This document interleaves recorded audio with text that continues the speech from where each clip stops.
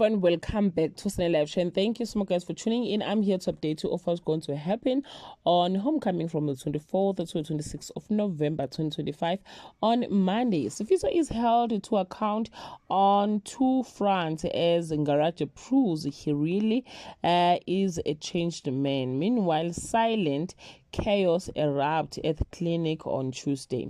Zenzo's illness creates a path for father and son healing. Sifiso is confronted by multiple challenges to his integrity. Metron Katazile and Zeto are forced to work together on Wednesday.